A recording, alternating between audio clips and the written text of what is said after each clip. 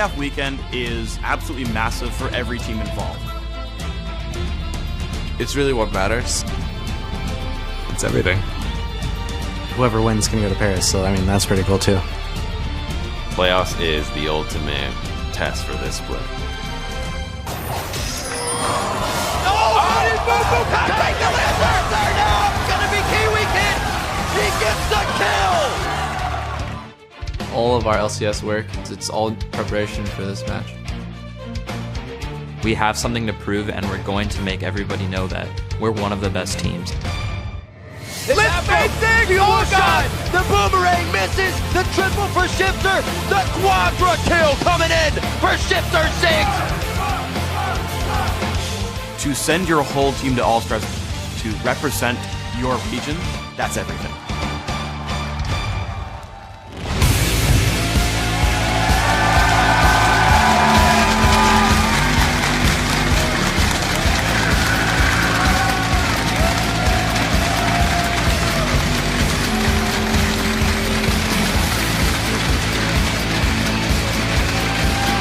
Welcome to day one of the North American League Championship Series Spring Playoffs.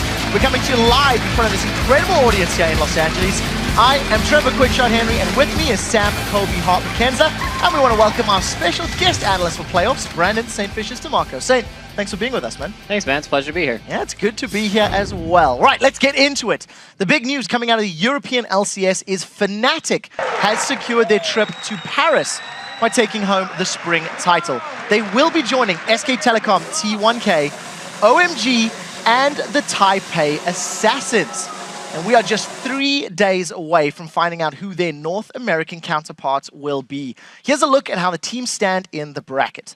Cloud9 and TSM both have their first round byes. They will face the winners of today's 2 quarterfinal matchups. And in our first match today, we will see the 3rd-seeded CounterLogic Gaming squaring off against the 6th-seeded Coast, and then it's the 4th-seed Dignitas for the 5th-seed's Curse. Well, today's losers will face off to see which team is sent to relegation, and will do battle with a challenger team to reclaim their spot in the LCS. Right, guys, we're going to start with some big news. Scar's returned to the middle lane. Kobe, you spoke to him in week 11. Did you have any indication that Scar was thinking about coming back? Well, he definitely wanted to make a point that he's not dead. He still wanted to play the game. He likes the game, but he had accepted his sort of retirement very gracefully. He moved into the coaching role very quickly, and everybody was happy with it. He was off at PAX, and then he got this call to come back. He himself said like something must have gone wrong with Golden Glue in their scrims that they were having. So it seems like Dignitas, even though they are bringing back Scar and they are excited, it's kind of them choosing the lesser of two evils at this point, and we'll have to see how they can perform with Scar with such little practice. Yeah, it's a difficult position to be in. Saint is a position that you've sort of been in before, making a big lineup change before a big weekend. Do you think Scar is going to be able to come back into this position recharged, ready for playoffs? It's really rough going into that, just jumping back in that position, and Scar has been at PAX for the past week, so I'm kind of scared about how many games he's actually played, and I don't know, the scrims must have been going really, really bad. They're just like, all right, you played for like 2 days, come show up for playoffs. So I'm a little scared for Dignitas. Well, we'll have to see what his mechanical ability, how it's going to turn out with so little practice. Let's turn our attention to the first matchup of the day. It is going to be CLG taking on Coast. And CLG are looking good for probably a deep run in the playoff bracket. Saint, what's your take on CounterLogic Gaming's chances? To sweep the whole bracket. To be honest, I think they're looking pretty good. It's they have really good team play and really good decision making late game, and of course Doublelift and Afro. Like, I think they're hands down the best bottom lane right now. They just have amazing synergy. You can hear the crowd cheering. Yeah, they have really amazing synergy, and like all the players have stepped up. Dexter stepped up, Link stepped up, and Nienza had a pretty good showing too. So I'm liking CLG right now. Yeah, since Rush Hour got married and featured the face of the magazine, they're definitely getting. Kobe, what's your thoughts? Yeah, they definitely do look good. When they're on, they are definitely one of the top teams. Their rotations around the map, their objective control, they all look really solid. However, when they crumble, like they do choke pretty hard. So if it's going to be a bad run for CLG, then they're going to go down in flames. But if they're going to do well, then they can definitely challenge TSM. They can challenge Cloud9 for that top spot. So it's interesting you say that, because there are 2 teams taking part. It is Coast on the other side of the bracket, another team that has shown flashes of greatness, but they've also struggled to close games out. So What's your take on Coast's chances against CLG and deeper if possible? Pretty ugly. I mean, Shifter, he has like amazing plays. He's a standout player. You're just like, wow, that guy he's almost like Faker status sometimes. Just like, he just completely took out the team by himself. But, I mean, I don't want to dime his team out. It feels just like he's just like dragging this dead weight, this huge dumbbell or something behind him. And he's like, please, let me do this. So, I don't know. Maybe he'll be able to do it this time. But I doubt it. Strong words. Anything to follow, Kobe? Okay, so if we look at the matchup on paper, Coast versus CLG, then actually, you know, Coast kind of looks like they have the advantage in their solo lanes. So they have very strong solo laners, and then CLG has the bottom lane in the jungle.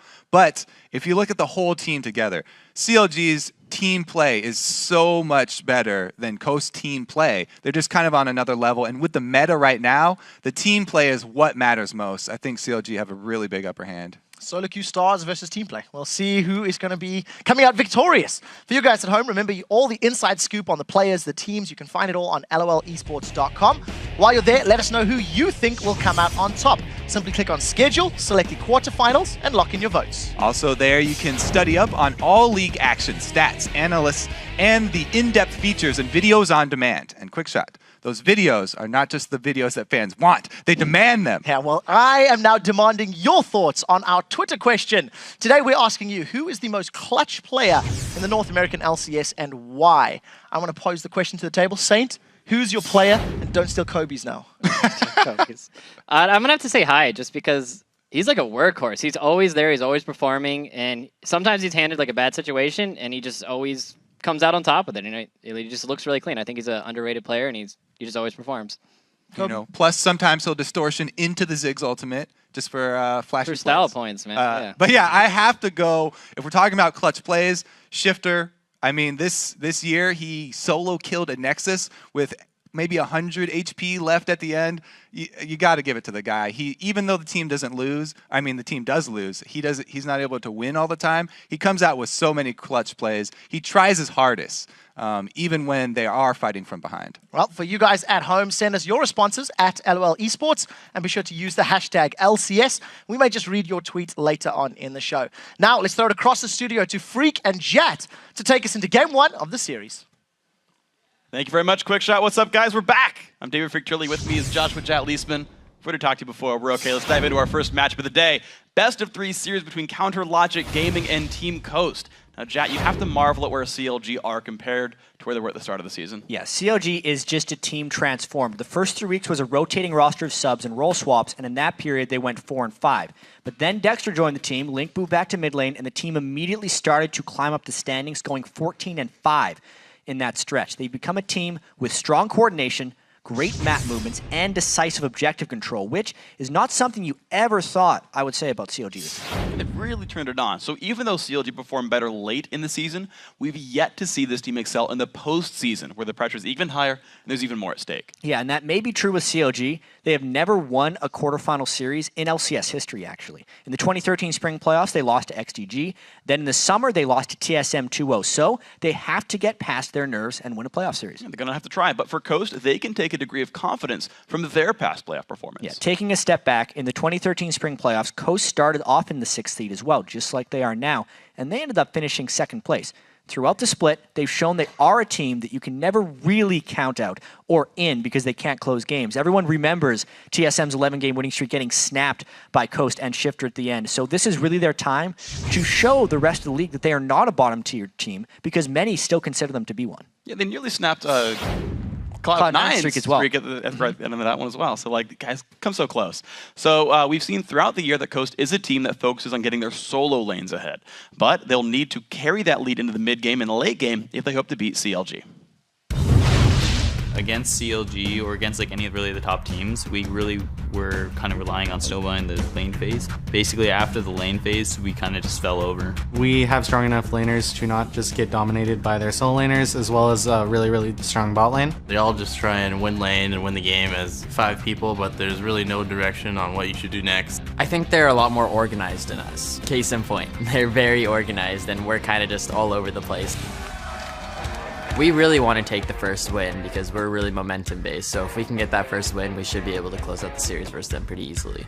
The first win definitely snowballs your morale as a team. If you're going to lose the second game, it's okay because you still have another one. You can kind of feel hopeless from there because it's like, well, what do you really change? And you can't really think of anything, so you gotta just like hope you outplay that, but them just like crushing you the first game is, you know, still in your head, so that's scary. In terms of like players, I don't think that we're like have this huge significant lead in terms of skill or anything. I think if Coast really does get like their team communication down and like start playing meta champions or just start like playing a little smarter, they have a really good chance to beat any team actually. I think CLG's a good team, but I think honestly that we have not been playing that well. I think that we'll be able to beat CLG whether it's a 2-0 or a 2-1. I think we'll be able to do it. I actually want to talk about like that quote Double just put out there where he's like, Coast are like they're almost there. I remember at the very beginning with Super Week, he's like, yeah, I expected Coast to go 4-0 Super Week. Yeah, a lot of the teams like TSM and CLG were expecting big things from Coast at the start of the year, but Coast just hasn't had the teamwork, exactly like they were saying in that video. Yeah, and we'll see if they've improved it in the couple of weeks they had some time to do some practice. Let's check out the starting lineups now. On the blue side, Counter, Logic Gaming, Nien in the top lane, Dexter in the jungle, Link in mid, Doublelift on AD carry, and Aphromoo on support. And on the red side, it is Coast. Zion Spartan in the top lane, and Tenudex in the jungle, Shifter in the mid lane, WizFusion on AD, and Daydreamin on support. So now it's time for our featured matchup of the series. It's going to be the mid lane, Link versus Shifter. Yeah, and when Dexter joined the team and Link moved back to the mid lane, Link got a lot of attention and was a spotlight player to watch. But now CLG has become even more team-oriented and focused on coordinated map movements. They win games, but Link hasn't necessarily gotten the attention the way he used to, despite him performing quite well. Yeah, but you contrast that with Shifter, who's been the standout playmaker constantly that Coast relies so heavily on. Everyone remembers the big moments for Shifter. He danced around TSM's Nexus. He got a late-game quadra kill against CLG. He is a consistent carry for Coast, but if Link can shut him down in lane, it's going to go a long way towards CLG getting the win. So this is going to be the real test for both these teams then is CLG, can they actually make a playoff run in the LCS, because they haven't just yet. And they've never had like the standout playoff performances just in general. I remember season 2, they got the 3rd place spot. They dropped the Dignitas there. Like these guys would never actually turn it on in the postseason, no matter how consistent they tend to be. Coast, I mean, they didn't get to play the playoff summer split. They dropped to 7th there, but bad regular season, but they're playoff shiners. Still counts, even if they didn't make the playoffs, because their record's yeah, their playoff record's good. Really, though, I don't feel like CLG's ever been a stronger team than they are right now. I think so. At least because if we think all the way back to when they were actually the dominant team in North America, there wasn't much of a competitive scene back then. Now these guys have really came together. You can tell they've all made big strides in the way they play.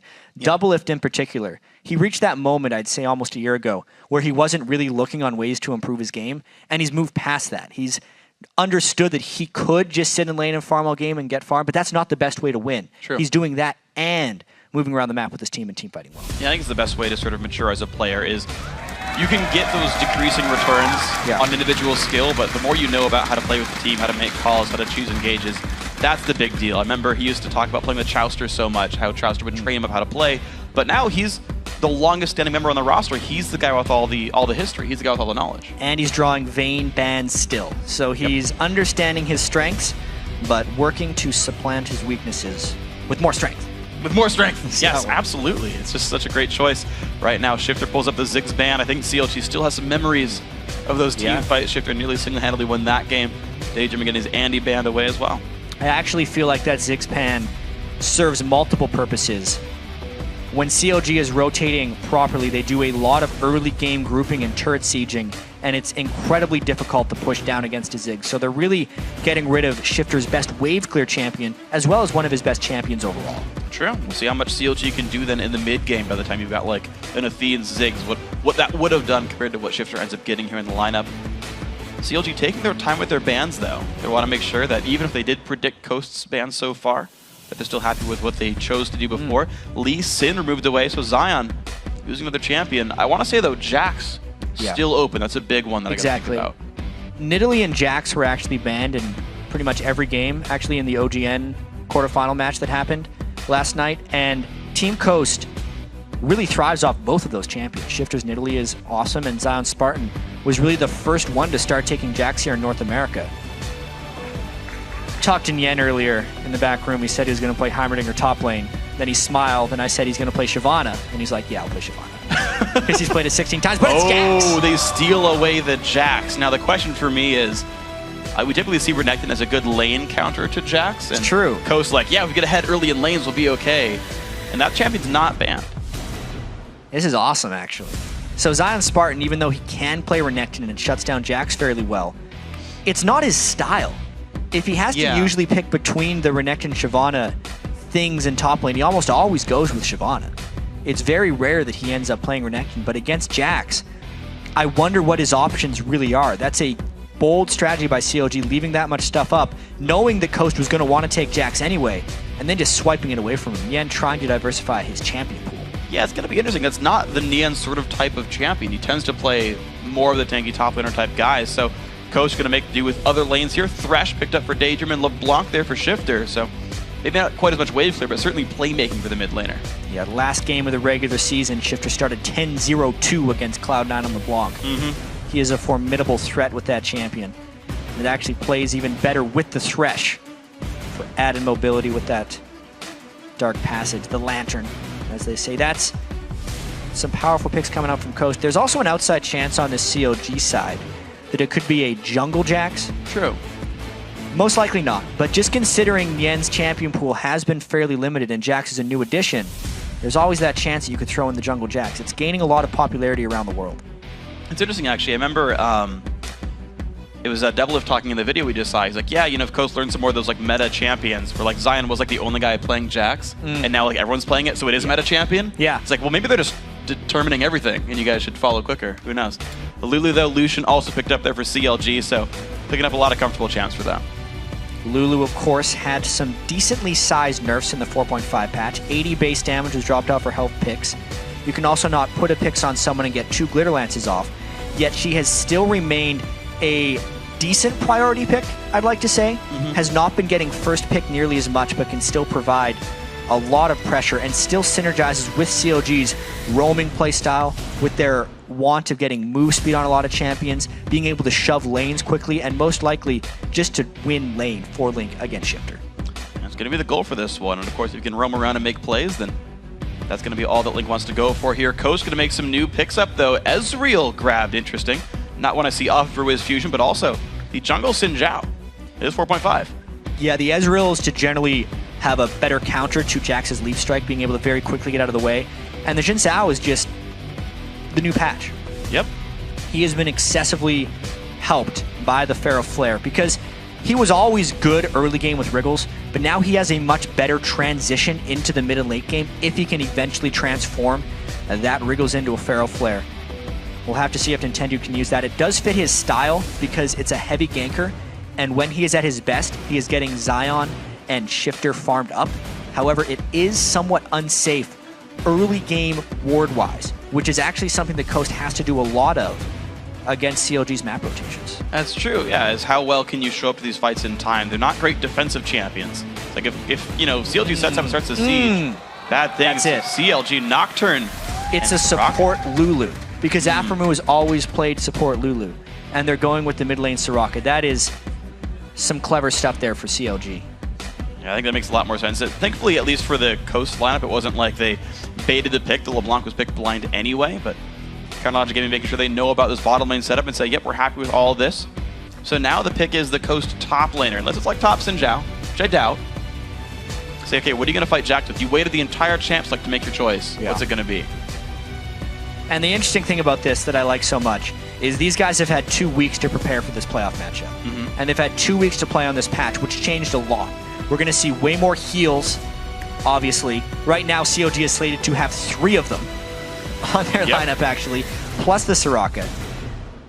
A totally different team comp coming out from them. We get to see Zion on Rise. He played that once, I believe, and did not do well on it during Super Week. But really, this CLG lineup is something completely different. Yeah, it's actually a little bit akin, I mean, not entirely, right, because you're not seeing like a top lane AP champion, but it's like a little bit akin to what Fnatic was running in their successful run, where you've got a lot of defensive, and shields. Right, a very kitey AD carry, an opportunistic jungler there, and then in this case, it's a very split-pushing top laner, so it's actually a little bit more of a Korean style, where Jax is on his own. It's the comps that SKT was running. They have much more dive potential, CLG as a team, with that team composition. It's all about them being strong in the laning phase and whether or not Dexter can get ahead on Nocturne and just finish off fights during split push. Yeah, so see if they can do it, though. As the teams load into the Rift, let's check out who you're predicting to win. With 86% of the vote, you're tipping this in Counter Logic Gaming's favor. Yeah, they have dominated Coast statistically throughout the year. It is a huge favorite here for CLG. People expect them to go deep within the playoffs, so 86%. We'll see if they can do it now today. We're also adding a new feature. During the game, we'll be checking with you on Twitter to see who you think will win each game. Tweet your game predictions using the hashtag CLGWin or the hashtag CSTWin for Coast to @LOL Esports. And we will be checking in throughout the day to see how you're voting. Right now, it's 86 to 14. Both those numbers can That shift was the throughout pre-vote. game. Yes. Now comes the Twitter vote. Yep. We'll see where that moves on over time. And, you know, if Shifter starts 10-0, you might see that shift way over to the red side. Yeah, move over left. This is, I know, It's right be for tough everyone for else. him to assassinate the heel Soraka. That's true. Well, yeah, so outside of Summoner Heal, though, for the what it's worth, outside of Summoner Heal, Soraka, or I should say LeBlanc, has a total of 3 seconds of silence. So if you can make it, happen, you only have to get through the Summoner Heal, and you've got a Knight to help kind of mitigate that. There's a chance, as difficult as it is, there's a chance you can just, like, you know, burst that guy out. But Link, I want to point out, heavy defense tree already has Runic Blessing. Guy is making sure that he is durable at the start of this game. The 50 health shield upon spawn. Yeah, that is standard for mid-Raka is 21 defense. Because so early on in the game, what a lot of Sorakas like to do, high in particular, actually, we'll get back to that later because these guys are potentially collision coursing with each other. Thresh would have a chance of hooking Nian if he walks in just right. But they don't have the angle. Nian would be able to see them if they come out of that brush early. Yeah. And Link is actually playing defensive, so... And I like where he's standing as well. Run away. He's not in hook range without being able to see the Thrash. Like, there's no over-the-wall hooks that are possible. And Nian's the only guy in this brush because he'll learn Counter-Strike and not die and set up the counter-attack. So CLG are playing this counter-invade properly. The rest of CLG would be ready to collapse. Coast also sent an early ward down in the river brush by Dragon to watch for blue buff invades, but they're just defending the blue buff, basically. Actually, a proper ping on where CLG thinks there might be a ward. It's interesting how Coast would have the edge of catching because of the Thresh death sentence, but if it was a 5v5 fight, Link Soraka would win if they were grouped up.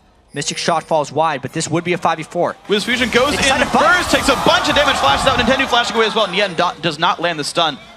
But Coast forced to run away. I don't know why Ez went in first. Now Shifter forced to run. Will he learn? Yep. Dashes away. Nintendo should be fairly safe, but CLG now owns this jungle. Very interesting. CLG manages to push Coast back 4v5 just because they got the jump on them. And because Zion Spartans already went back to base, this is a successful blue invade that will delay Nintendo X's early jungle. Oh, we're going to see what Coast can do off the back of this one, because right now it looks like the lane's going to be 2-on-2. Teleports go to the top lane. Quick recall from Nian will keep him safe, but Nintendo might just be stuck with only one buff here, and even Link. Yep. He's going to get the timer. Okay. He's making sure to get eyes on Nintendo Dex so they can make sure to secure Dexter's blue buff. In fact, Nintendo is so low off of that one, and because he was warded, he is even more scared right now, which will do great things for COD's ability to get past the early game Xin Zhao power. And yep, so Logic Gaming already starting out nicely. Dexter going to grab the second blue buff there. So Nintendo won't get one whatsoever on this first rotation. He's going to grab the red and some lesser buffs. Wiz Fusion already pushed around as well. You can see Spell Thief's Edge Aframu poking as best he can, doing a good job of that. One really interesting byproduct of the Lulu nerfs that ended up happening is it didn't hit support Lulu nearly as much as it did mid Lulu, only because one of the main harassment tools for mid Lulu was putting the Hell Picks on someone and then Glitter Lancing twice. That is no longer possible because of the duration of Hell Picks being on someone. But the support Lulu almost never did that because you did not have the mana regeneration to pull that off. So Aframu can still play support Lulu most like he used to and have the same success. I do want to see, though, with those changes, what ability order he goes for, because I've seen actually a lot of guys, especially a couple of the EU Challenger guys who are playing support Lulu, would actually max Help Pick second, whether for the shield or just the easy burst to land, but rank 1 of that's actually an unaffected ability anyway. Look at that, Dexter level 4 at 3 minutes and 40 seconds because he's gotten 3 large buffs, whereas Nintendo is off having to do battle with the White. Still level 2, gonna hit level 3 off that though. Yeah, so a full level behind. Exactly, a full level behind. The Coast Jungler right here, down in CS, down in XP. We'll see what else he can do with this one. Xin Zhao, a great ganker if he can get his way in, especially with Lanterns. Like, I want to see how safe Doublelift and Aframu have to play to make sure they don't succumb to ganks like this. Well, the nice thing about the Lucian pick against the Xin Zhao is when he dashes away, he can cleanse the slow. And it becomes immensely difficult for Nintendo to have any type of sticking power against Doublelift. Oh, that hook's gonna hit a minion. Doesn't mean too much for that one, but does that count as a hit? It did hit something and, you know, pull in. Something. The cooldown went down when you did it. So we take a look at the lanes real quick, because obviously the jungler, Dexter, is doing much better than Nintendude. Actually, the AD carries as well, double if far ahead of Wiz Fusion. But Zion Spartan's doing well in lane, and so is Shifter. So the gold actually fairly close together. Yeah. Right now, it's going to be Dexter trying to hit level 6 and take an edge. Nien running himself out of mana, so it's a bit of a farm lane here. He was late to lane, which gives Zion Spartan a bit of an edge. And Ryze really beats on melee champions, levels 1 through 5 most of the time, so he's at his strong point at this moment. Nien's got to be a little bit careful. Not much mana is needed, forced to flash away. The Q's almost quite going to land, and Nintendude, his flash was down from level 1 and can't get the first blood. If Nintendude had his flash without that level 1, that would have been a kill on Nien. So big early game plays from CLG, saving Nien in that top lane from that gank. And Afremu is able to like 1v2 in this lane, basically. It's basically, Daydreamin misses a hook, and then Afremu says, okay, go, I can fight you, you can't turn it around, and goes in and zones the carry back. 15 minion kill lead here. There's some still left under the turret, but this is a gigantic lead, and still the poke coming through Afremu, completely safe back here. This is incredibly beneficial for CLG for a number of reasons. There was a lot of talk amongst the pro teams about whether or not Feral Flare and the Feral Flare junglers are viable in pro play, because it's so difficult for junglers to actually get the large camps in a speedy enough manner for it to make an impact. Often because you see so many lane swaps lately, and 2v1s and 3v1s where junglers are trapped in lanes and not able to farm big camps. But in this game, CLG successfully forced a 2v2. Dexter has been farming up a storm, and his lanes are doing well enough that he hasn't even had to think about ganking. He has just been farming non-stop. This is the perfect situation for Nocturne to be in, where he can farm up, get Feral Flare stacks, and then just show up somewhere at level 6 with his ultimate. He's going to be level 6 most likely after double golems and be able to make plays. This is perfect for Dexter and CLG. Well, we'll see which lane he chooses to salvage. Right now, actually, top lane is holding completely equal. Nien burned his TP to get back into lane. Zion Spartan with Tear, though, doing some major damage. Nien actually forced out rather quickly, chugging potions to keep himself alive, but Zion with heavy ward control. I guess you could kind of only Nocturnal lane gank to turn this lane around. Yeah, I wonder if they're just going to leave Nien be and hope that Zion Spartan doesn't become too much of a problem, because that lane is unfarmable for Nien right now. If he gets too far forward, he would get flashed down for Zion. Dexter didn't quite hit level 6. He's trying to get it in lane, actually. He's going to end up going back and recalling. So keep in mind also, the teleport is up for Zion, so if Dexter does force something, if it's not a completely one-sided fight, Zion could also turn that one around. You actually might not see Dexter wanting to show up unless they think like Link's Wish will be enough or something. I do want to know what actually the choice ends up being. I know Nocturne's a faster clearer than Xin Zhao, so he'll get more Feral Flare stack, because that's an important resource for CLG. I want to see what their actual advantage comes to. One actual advantage is that CLG's bottom lane is outclassing Coast right now. Yeah. Thresh Ezreal is actually a very strong laning combo, but Afremu Double Lift are just obliterating them right now. Oh, wow. Just picked up first blood 2v2. Yeah, that was an overextension right there. Daydreamin goes down. The Summoner Heals were still up, actually. Coast didn't even anticipate the damage that came through. CLG, gigantic lead down here. Yeah, big misplays coming out from Coast there. And Double Lift also delays Not quite. nothing. He gets a lot of minions, though. Yeah. Yeah. Half of them. Missed a bit of the culling, but it's all right. Doing well. Quick lane shove here. CLG with the shove in mid. Are they rotating Dragon, or where are they headed? They're right now just sharing a lot of experience and making sure they have Dragon control. They actually missed that sweep, which I wonder if that's going to cost Link his life. Shifter's thinking about it. He had to run out. Yep. Okay, well, it looks like the collapse from Coast is in time. CLG, the mid shove, got them to the Dragon Pit, but looks like there's not going to be anything capitalized off that. Link is going to get a bit of a late recall. Shifter's going to re-hold the mid lane there. 61 to 65 in minions. Slight lead for Coast, but I mean, overall, though, you got to say CLG definitely winning the map. CLG's in complete control. Coast's strength, or what they have traditionally relied upon against the top-tier teams, is trying to rely on their solo laners and just win laning, because they admit that they are strategically weaker than the top teams, especially CLG. CLG is playing 2v2, 1v1, and 1v1 lanes across the map and winning by 1,000 gold. Yeah, absolutely impressive play, especially, I gotta say, Afremu showing up massive. First blood goes to him. He's got the Sight Stone, he's got his Frost Fang as well, so more annoyance from Lulu will be coming out very shortly. 3 points on Death Sentence for Daydreamers, 3 points in Glitter Lance for the Lulu. Zion's going to get hit up right here. Very little mana on him. Nian's going to have a great trade, but he's got minions to deal with. Yeah, Zion's going to be going back anyway. He's actually, that was actually a fairly big misplay by Nian up there, because with jumping on Zion Spartan, he allowed the wave to hit his turret so he can no longer freeze it. And he's going to lose out on denying a lot of CS to Zion Spartan, but that's the one lane going well. 2 lanes actually going well for Coast overall is their solos, but it's just the bottom lane of the jungler getting out of control. And we'll see if Doublelift and Afro can put this game on their back. They said they'd do it at the beginning of the year. Said, you know, now that supports get more gold, we can make more plays. Yeah. We can single-handedly carry the team, or I guess two-handedly carry the team. That would make more sense. And right now, yeah, they're the entire reason for CLG winning right here. Zion Spartan, 10 minion lead, still actually walking to the lane. He's kept his teleport available the last 2 times he's recalled. So he's really waited to turn something around if a dive does happen. He hasn't been heavily pressured in that lane. It's gotten off a lot of farm, which is why Dexter's waiting in the wings. Level 8, same level as Zion. And Zion is still rather squishy. If Nian could get a stun, they could change something. But that wave is going to push too far. This is not an extremely gankable lane. Dexter would require a lot of patience to get a kill here. He's going to slink into brush number 2. Can't quite reach the 3rd one. Look at that pesky melee minion. He would actually have to wait for Zion Spartan to push this wave out, with which he has no motivation to, unless Nian was actually very low.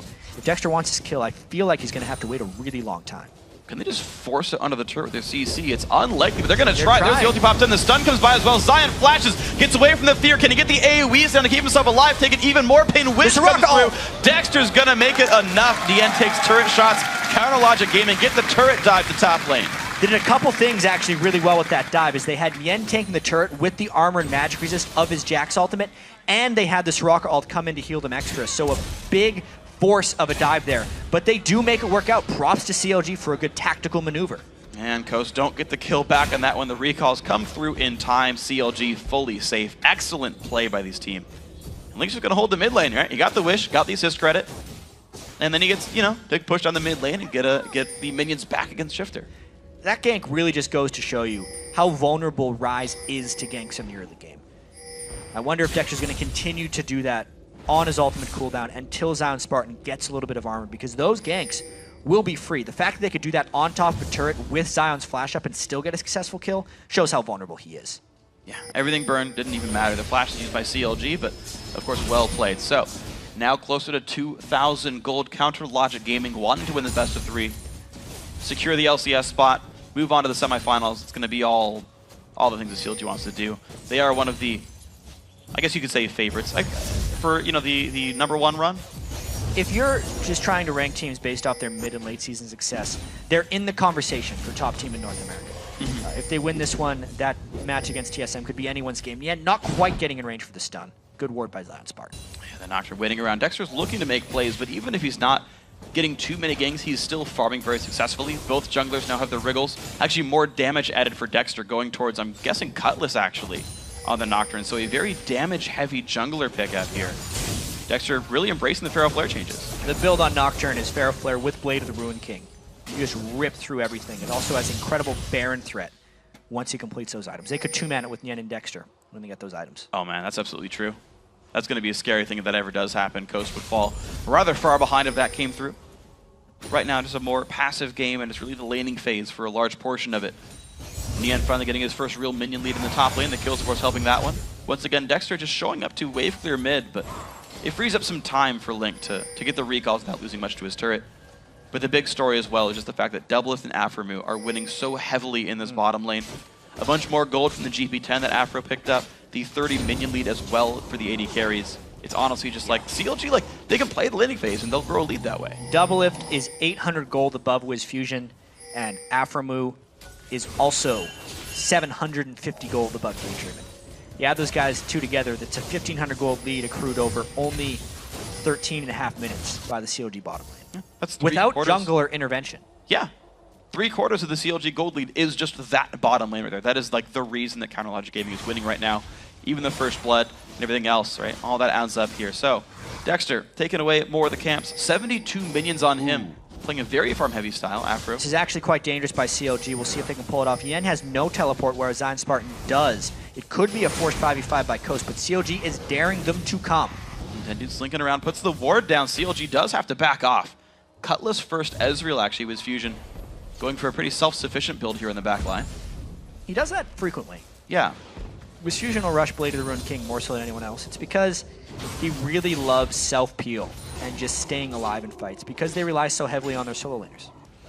It makes a lot of sense. Yeah, you don't have a real tank line like you do with a lot of other conventional teams. You bring in carry top laners, carry mid laners, they're going to go get kills on their own, and you have to play by yourself. We'll see how well this Fusion can stay alive. He hasn't died here, but he's been pushed under the turret so much he's not getting many minions. Still trying to gain some levels. Level 8 and 8 versus 9 and 8, so gold and XP lead for the CLG bottom lane. No big surprise though, because they're winning. But it's a very patient game. Dexter going to look for his next gank. His ulti is back up. I don't know, Coast very rarely are past the river though. They're difficult kills to grab when you've got heals and flashes available.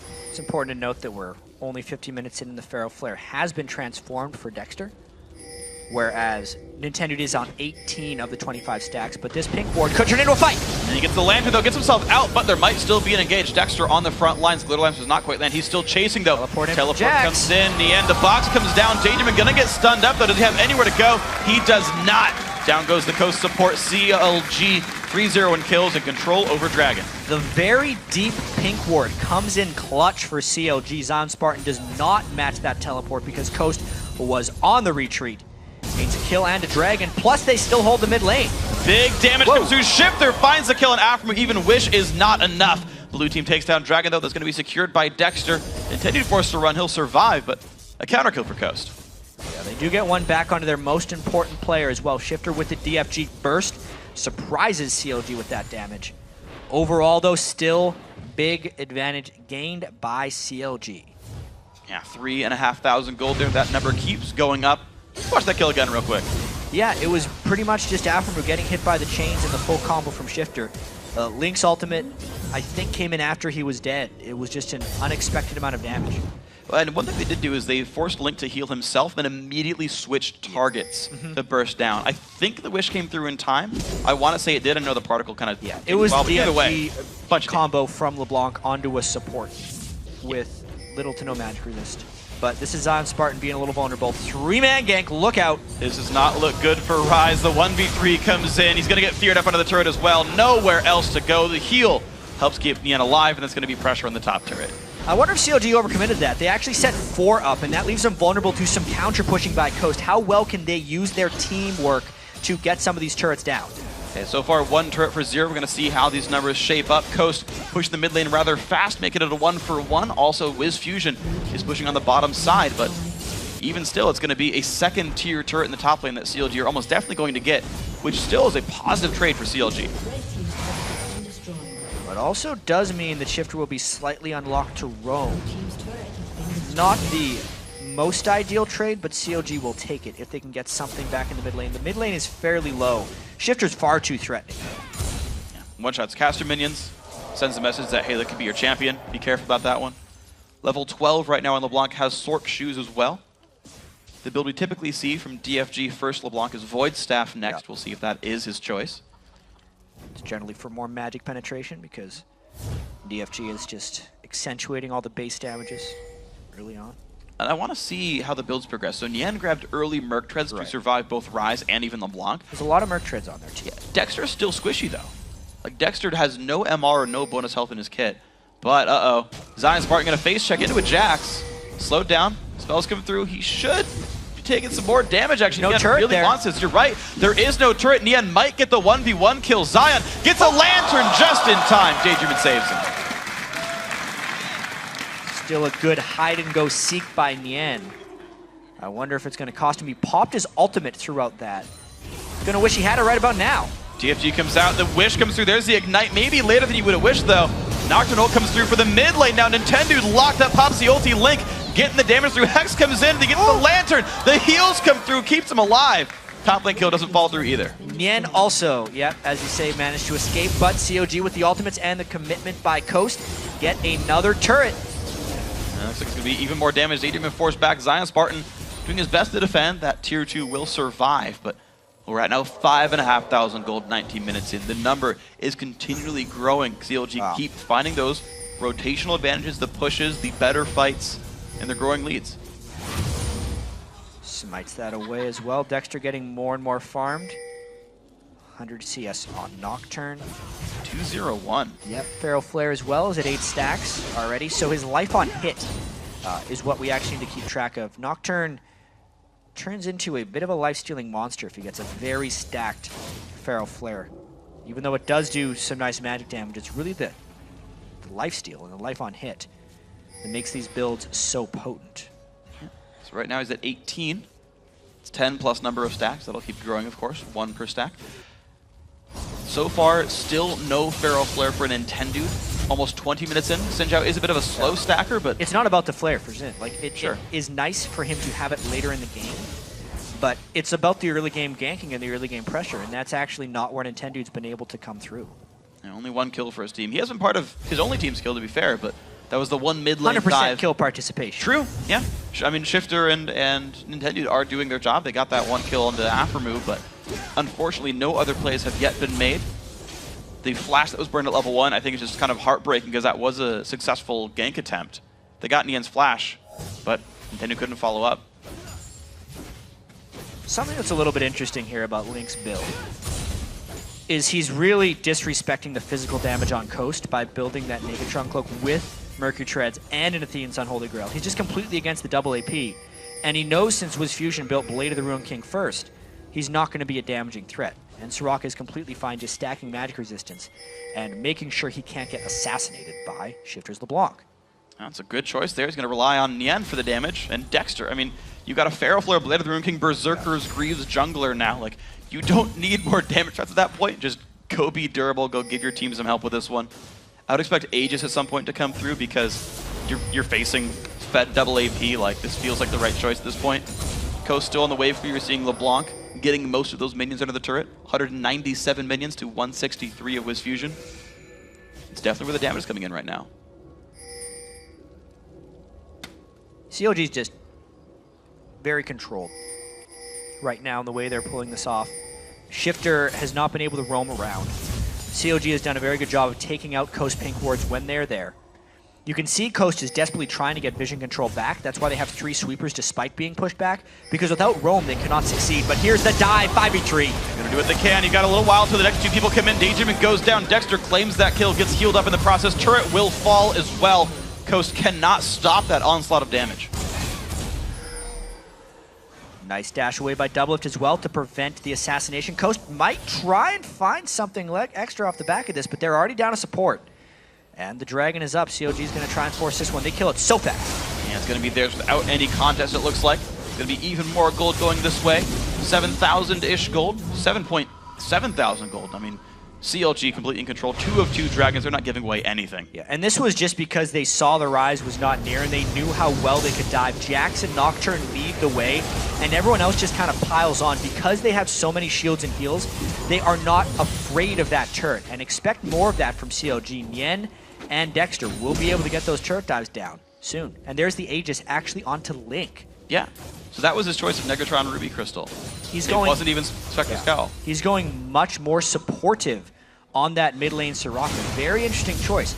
Normally you see the mid lane Sorakas go with the Rylai's right after their Athene's Unholy Grail, but just because they're against double AP and because they're such a teamwork-oriented team, it doesn't really matter who builds the ore items because the gold is equally shared amongst 4 of them at this point, with so much of the gold going to Dexter. Massive jungle threat. I love. Yeah, it's I've wanted completely mid different laners style. to do this for a very long time, or even top laners to just build team fight oriented items when the game becomes about team fighting and not about laning. Look at the case right here. CLG making that adaptation very successfully. First team I've seen really do that on the world stage here. Yeah. Professional stage. Coast forced to back away. The CLG onslaught, the 5 members together, there's no way Coast can stand up to that. Their damages hasn't really come through. Void Staff might help Shifter a bit. He can maybe pierce through some of that MR. But he's the only guy I feel like can make a gigantic impact right now in fights. You've got so long to go till Wiz Fusion gets any items. And with all the heals that are on 3 members of CLG, just the summoner spells, and the magic resist aura from the Aegis that's on Link, Shifter can't kill anyone. And unless Coast could somehow do a high amount of sustained damage, like Rise getting through several rotations of spells, CLG is untouchable in these teamfights. They have built just right to maximize their gold advantage. And they're going to be looking to force some pretty big things very soon. Well, right now, that looks like the force is going to be around Baron so far. Actually, Nian fairly low on health. He and Dexter are two-manning it. This is a little bit risky. They are very low, and he jumps in with little health and no backup. Wow, double the one-shot shifter. Without that, it's going to be enough. CLG pick up 2 kills right here. Afro still making the plays, but goes down to Baron. He can't get help from his team just yet. Nian finally shows up. Dexter around the wall as well. Half HP. WizFusion can't possibly dual link here. This should be Baron. They're trying to teleport in with Rise. This could still be a contest by Coast. I wonder how much damage Rise is going to do when he hops in. Link gets jumped on as well. Baron is aborted. 2-man stun, gigantic engage as well intended. Very, very low. Hexdrinker pops, but Link will almost pick up the kill. Yeah, the Q from Doublelift does it. Zion Spartan now the only member alive. Daydreamin actually respawns, making it a 2v4 sort of. Doublelift still on the chase. Back just to find Baron. kills. Yeah, that kill in the mid lane on Shifter was surprising. Doublelift with the magic resist does find the solo, and they're just back onto Baron. The life on hit and life steal of CLG's Nocturne right there gets him the Baron. Even more control. Great aggressive play making by CLG. Link is smiling there on the bottom corner. He knows they're doing great. Yeah, this was a little bit crazy when the Rise came in around the back, and it looked like it could be dangerous from CLG. But because Dexter was mainly the one tanking the Baron, he is able to stay healthy once Rise comes in. And he still has his flash to go over the wall. At that point, Coast just has to abort. WizFusion is very weak. Nice, he has his flash up and just pops him down. So CLG just stronger in every way. Absolutely. That's about it. Yeah. Lock of the Iron Solari completed. Even more shields come in for CLG now. Dexter builds a Negatron cloak as well, so he's tanky as well as having a lot of life on hit. Yeah. And they run such a completely different style of team. Like, just, you know, they put the lineup together. It's a carry jungle Nocturne who's just now started his first defensive items of a Warden's Mail and Negatron Cloak after he finished 2 fully offensive items and Berserker's Greaves. Nian's actually going for a carry-focused top laner. Had a tough laning phase against Rise. Yeah. I think it's just a rough matchup in general. It's my sort of blind guess, having just like Nian observed has the matchup. also always excelled in team fights. Yeah. He's very good at moving with the rest of the CLG team. And it's working. 1-0-5. Right, bad start to the lane, still succeeded very successfully. Nian in this chase against WizFusion. Not going to chase that one down, gets a Lantern just in case. Mid lane inhibitor turret, though, goes down. 9-1 in kills, 12,000 gold lead. CLG still pushing forward. Yeah, and there's almost no way of Coast to get them out of this one. I wonder how many inhibitors CLG is going to take during the duration of this Baron buff. They still have a fair amount of time left on it. CLG is looking so good, Freak. They absolutely are. They're playing this, I think, pretty much perfectly. I love their builds. I love the fact that they changed their kind of composition around to how the game is. They want to play it. There goes the middle inhibitor 27 minutes in. Now they'll rotate down to the bottom lane, get that wave pushed up as well, and maybe take another. Coast is afraid to engage. They don't have the hard initiation. Yeah. If they do walk into the team fight, Soraka's Star Call will shred them out. Plus, it's an easy kill for whoever Nian and Dexter jump on as long as they go as dive buddies. And last time they were in a fight like this, there comes the dive actually. Dexter going in. There's a jump away from WizFusion. Will keep himself alive, but down goes Nintendo X. CLG now inside the base once more. Bottom inhibitor turret goes down. This could very well be the game. Nian just taking a bit of damage, doesn't even care. Yeah, they really only killed one because the rest of Coast had to back away. They're probably going to just rotate and take inhibitor number 3. There's no reason for them not to right now. The only question remains is if they decide to wait for the minions. Looks like CLG is going to be impatient with this one. Baron buff still for about a minute 20 actually. To back off a little bit, Dexter takes one more parting shot. Yeah, they pick back in the wave. I'll grab that before too long. Nian's full health anyway. They have Baron buff and they've got a Soraka. Not a problem. Afro trying to take some farm. Get it! Right, yeah. 18 CS. He's winning his matchup. Yeah. Gold-wise across the board, they're all sitting on a fair chunk. Everyone on CLG over 1,000. So unspent gold is high, but with the Baron buff, the level advantages, and 2 super minion waves soon to push into the base. Sitting pretty. This is an insurmountable lead at this point. Pretty much, yeah. It's going to be the game closing out. 29 minutes in now. Top inhibitor. Soon to be the target. Super Minion's going to be flooding into the base very shortly. Mid and bot both dead. They're about half a wave away from making it in. Shifter might have to defend bottom lane, but here comes the next wave up at the top. Nian leads the charge, puts the stun up, goes for the engage, finds 3 with it. The knockup from Lulu as well.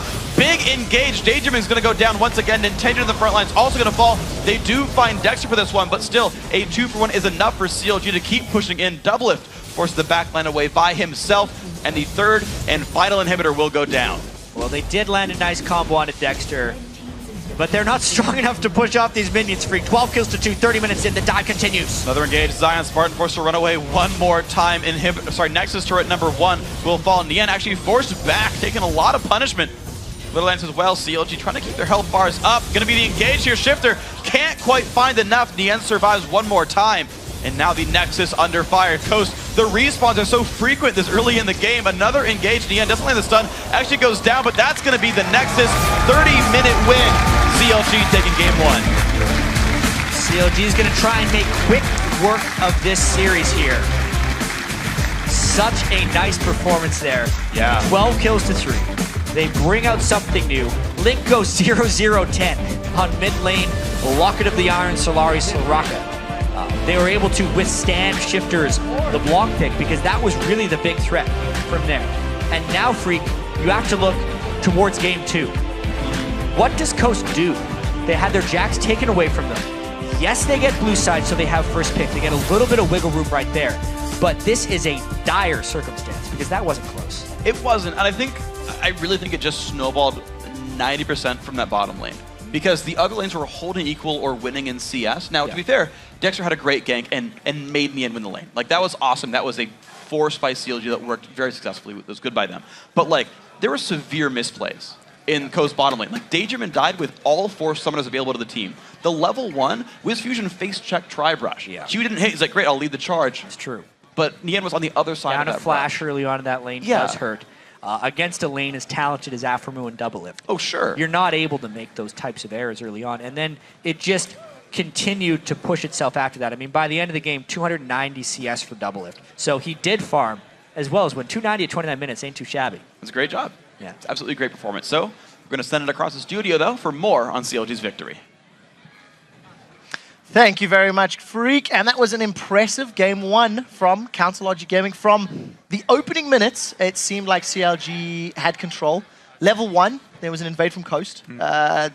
Bit more than they could chew. The Ezreal Lost, face check. Yeah, face check, lost 2 flashes. And from there on out, you just felt like CLG just had complete control of the laning phase. Yeah, that level 1 was definitely very bad for Coast. It's not like they didn't try, though. He shot a Mystic shot in the bush to start it off. That's why he face-checked it.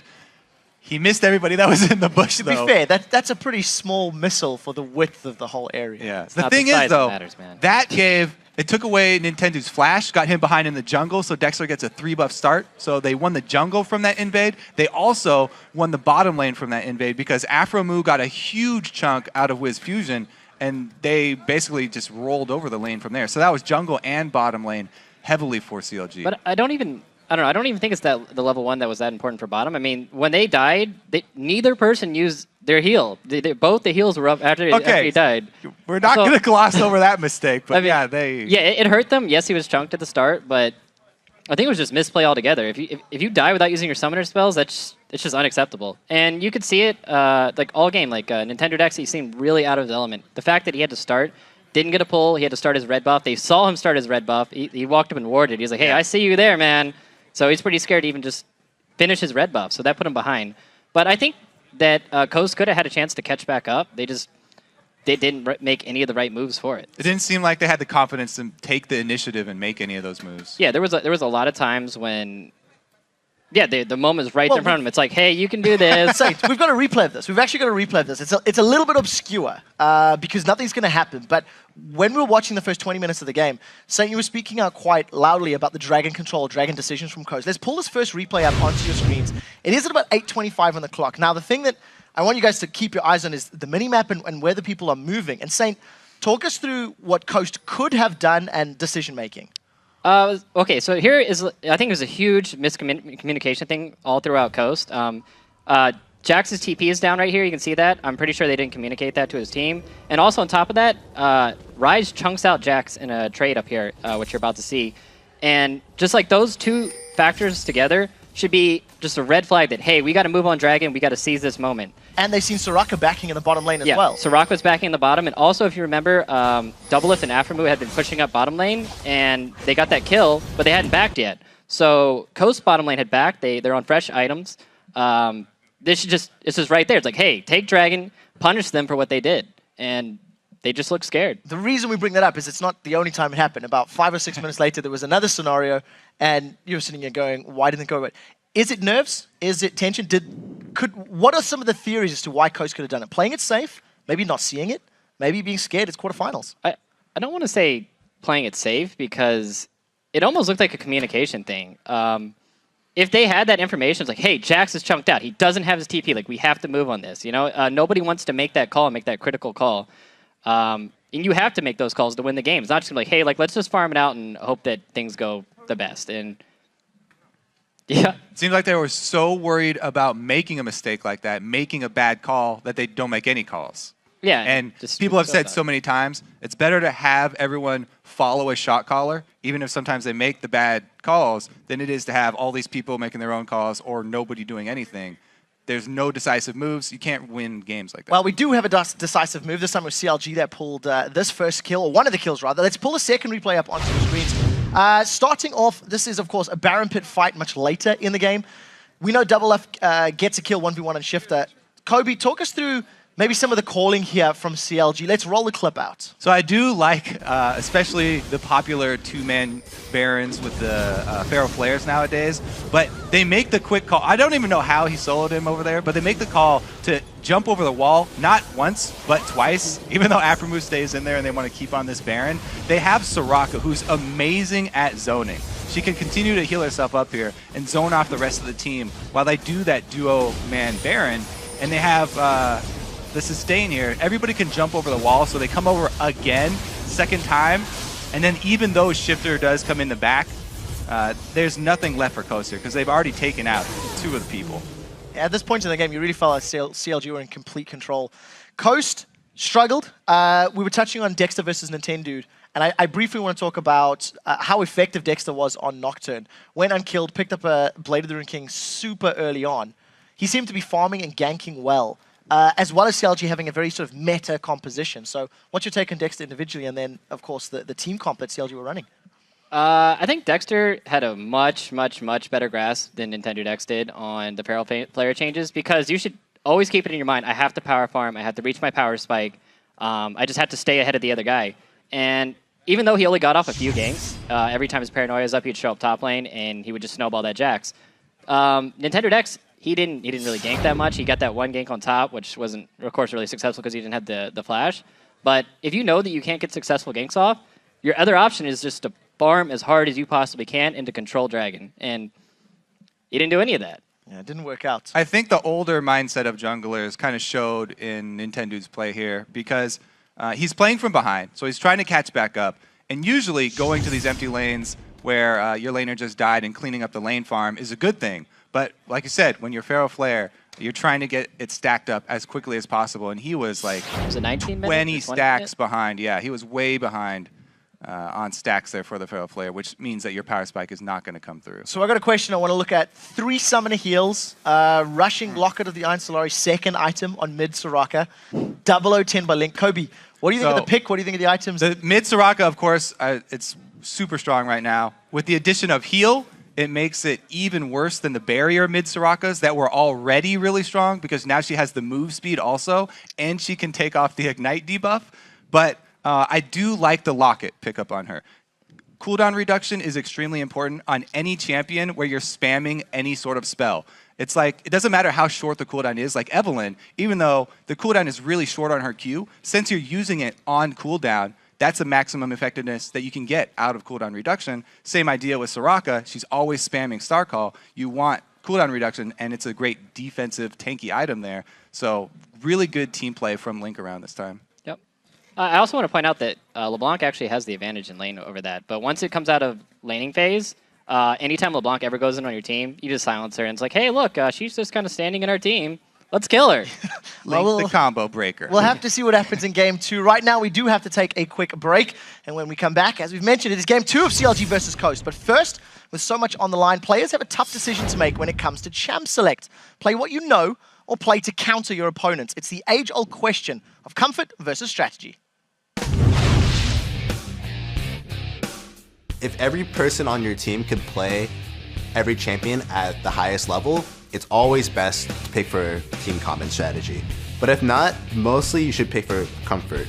For us as a team, Cloud9, I think we usually go for strategically good champions. You should always go with comfort if you can't like actually out-strategize them. You kind of want to have a mix of both. If you don't have both, then it's probably not a good pick. That's what makes the great teams so great, is they're playing comfortable and they also have a really good strategy.